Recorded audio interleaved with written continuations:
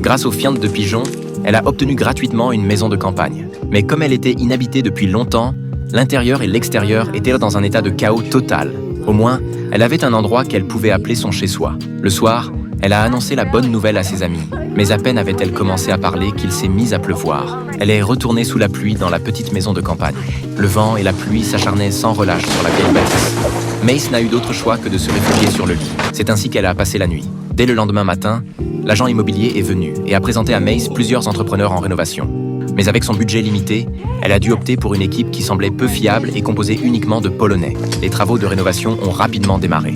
En voyant ses amateurs à l'œuvre, Mace était un peu inquiète. C'est alors qu'un mur porteur a commencé à s'effondrer. Tout le monde a réussi à s'échapper in extremis. Bien sûr, dans la vie, il n'y a pas que des mésaventures. Il y a aussi de bonnes surprises.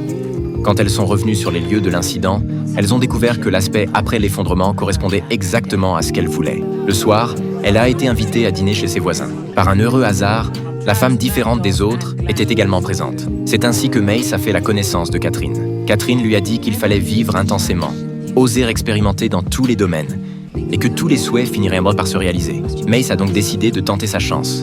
Cependant, alors qu'elle était en pleine séance d'élagage des plantes grimpantes avec enthousiasme, elle a découvert un serpent. Mace a appelé l'agent immobilier à l'aide pour trouver le serpent. Mais après de longues recherches, ils n'ont rien trouvé. Excédée par la solitude, Mace a fini par craquer.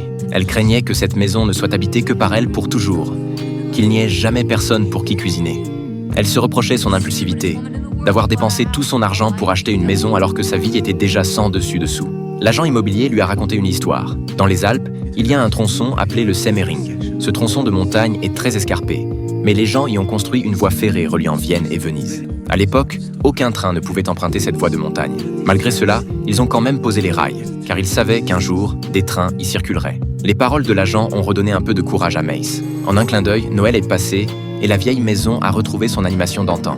Mace a invité la grand-mère des voisins pour apprendre à cuisiner les plats traditionnels italiens. Au fur et à mesure que ses talents culinaires s'affinaient, les Polonais sont devenus de plus en plus sympathiques. Elle semblait apprécier sa situation actuelle et sortait progressivement de l'ombre de son passé. Pourtant, elle ignorait que la flèche de Cupidon fondait silencieusement sur elle. Ce jour-là, elle a pris la route pour Rome à la recherche de meubles à son goût. Peut-être à cause de son apparence remarquable, Mace a été suivie par 3 hommes enthousiastes et inconnus.